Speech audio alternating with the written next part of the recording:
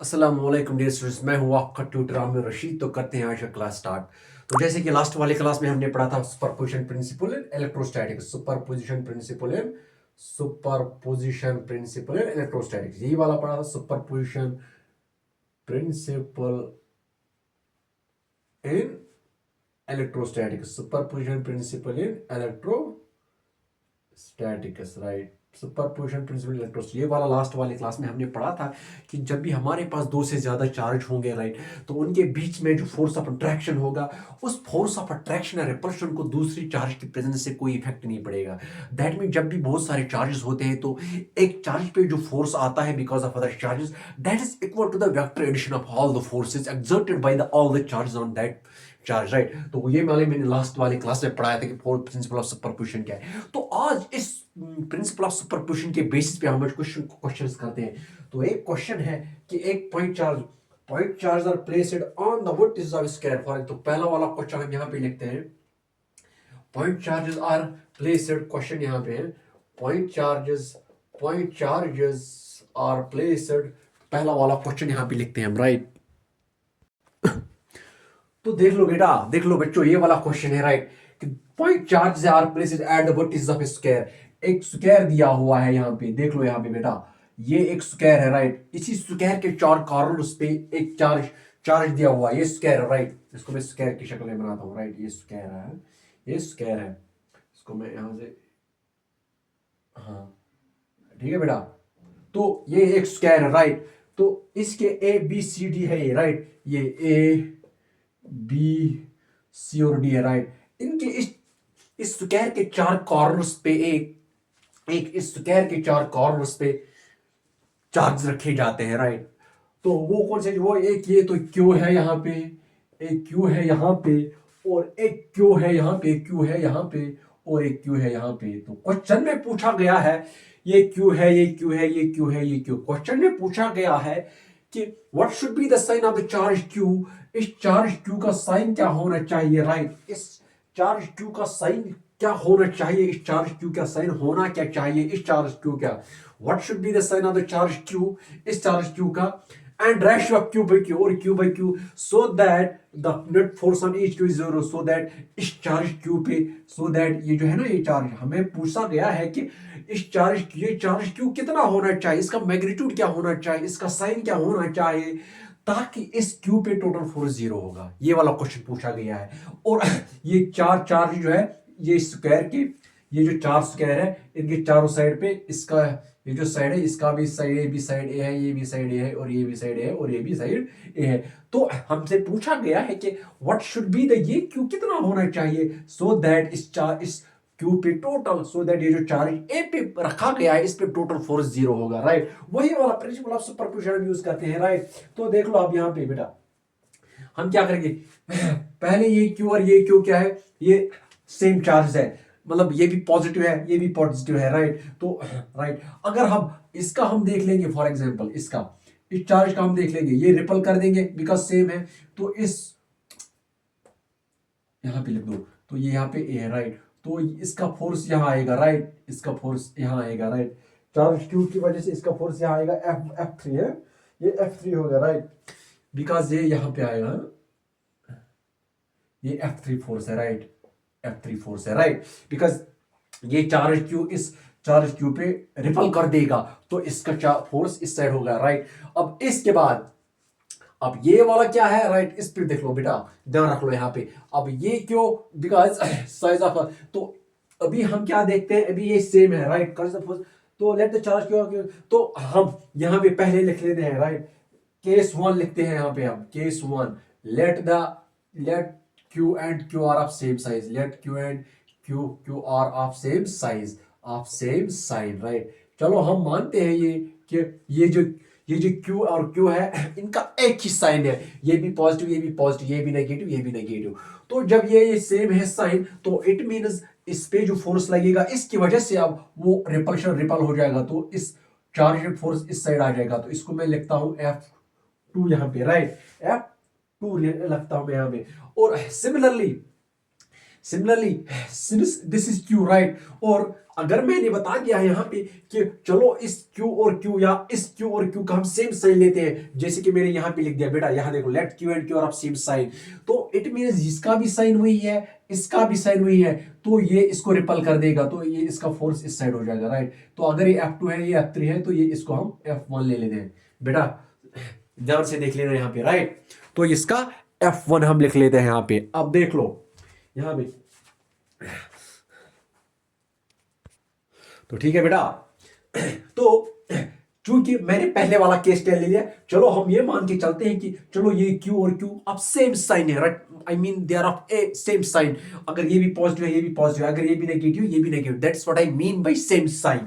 सो तो ये रिपल हो जाएगा because same charge repel each other and negative and opposite charges attract each other, लेकिन चूंकि ये सेम है तो इसको इस यहाँ पे फोर्स लगा देगा इसको, और ये यहाँ पे लगा देगा फोर्स। अब यहाँ पे देख लो बेटा, अगर ये वाला चार्ज इस पे फोर्स F3 लगा देता है और ये वाला चार्ज इस पे ये फोर्स F2 लग देता है, और इस चार्ज की वजह से इस चार्ज Q पे F1 लग देता है, तो ये जो दो चार्ज है इनका रिजल्टेंट यहां से आएगा because of parallelogram vectors right, because of parallelogram vectors. तो इससे क्या होगा, दैट मींस हियर ये जो F1 है F1, यहाँ पे जो F1 है F1 is equal to this Q into Q Q upon 4 pi epsilon naught, इनके बीच में डिस्टेंस कितनी है a स्क्वायर है राइट, a स्क्वायर है, it is force F1, this is the force on किस पे, ये चार्ज Q पे है, चार्ज Q पे है due to charge this Q की वजह से राइट, चार्ज Q की वजह से, सो एट a राइट। तो फोर्स ऑन क्या, हाँ, तो सिमिलर ये जो F2 है, यहाँ पे देख लो बेटा, यहाँ पे देख लो, अब ये जो F2 है, ये जो F2 है, ये F2 इस चार्ज Q पे लगता है फोर्स, किस चार्ज की वजह से, उस चार्ज की वजह से जो B पे है, वो कितना होगा, वो होगा Q चूंकि ये Q है ये Q है, that means Q upon 4 pi epsilon not, और ये जो इनके बीच में डिस्टेंस है वो भी a स्क्वायर है राइट, a स्क्वायर है।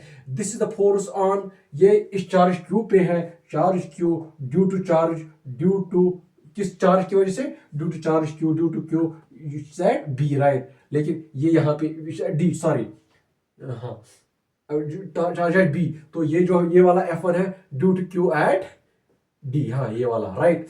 तो सिमिलरली F3 क्या आएगा, F3 इस चार्ज पे जो फोर्स लगता है इस चार्ज की वजह से which is placed at the vertex C, which is placed at the corner C, वो कितना होगा, वो होगा Q ये जो ये this Q according Columbus law Q upon 4 pi epsilon not. अब यहाँ पे ये डिस्टेंस निकालनी है हमें, ये वाली डिस्टेंस कितनी है आप जानते हो, क्योंकि ये इसका स्क्वायर ये स्क्वायर है, that means this side is equal to this side is equal to this side, तो आप ये बता सकते हो हाइपोटेन्यूज स्क्वायर, ये हाइपोटेन्यूज, अगर ये हाइपोटेन्यूज रहा तो hypotenuse square is base square plus perpendicular square A square plus a square, hypotenuse square is equal to 2a square, तो it means hypotenuse is equal to root 2a, तो ये root 2a है right, तो ये जो hypotenuse है ये distance between है root 2a, तो इट मींस ये है, यहाँ पे देख लो बेटा, यहाँ पे देख लो, यहाँ पे तो इट इज root 2a का square, so that is equal to q upon 4 pi epsilon naught into 2a square. तो ये कौन सा चार्ज है, इट इज ऑन q, ये इस चार्ज पे है ड्यू टू किस चार्ज की वजह से, due to this Q at C जो सी पे है right.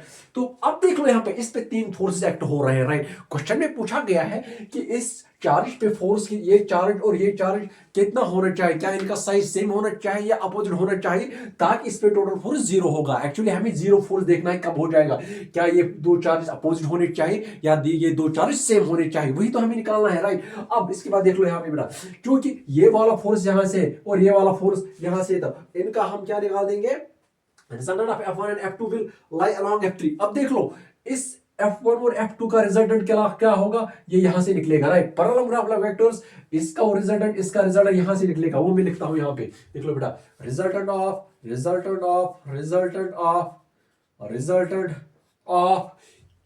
F1 and F2 is along F3, वो अलोंग F3 है, इज अलोंग F3 राइट। और F1 और F2 का जो रिजल्टेंट है वो अलॉन्ग यहां से होगा, और F3 का फोर्स भी वही से है। दैट मीन्स इन दोनों का रिजल्टेंट और जो इस चार्ज की वजह से इस पे फोर्स लगता है वो एक ही डायरेक्शन में है। That means they will add up. So इस पे टोटल फोर्स जीरो हो ही नहीं सकता है। सो इट मीन्स दिस चार्ज और दिस चार्ज, ये हमने पहले क्या लिया था, यहां पे देख लो, ये हमने क्या लिए थे पहले, सेम साइन लिया था इनका।